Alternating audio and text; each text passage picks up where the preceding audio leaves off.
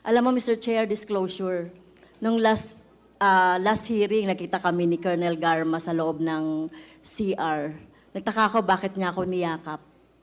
So sabi niya, parang gumaan ang loob niya.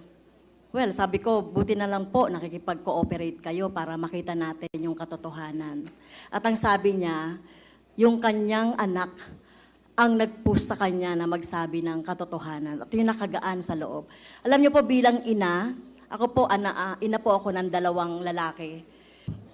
Pag anak na yung nagsasabi, talagang makakonsensya ka eh. Minsan, Mr. Chair, nasagad-sagad ko yung trabaho bilang union leader, no? Pag nagsabi yung anak ko na, Mama, hindi na tayo nakakapunta sa ganito puro ka na lang trabaho, puro ka. Yun ang nagiging konsensya effect ng nanay, yung kanyang anak.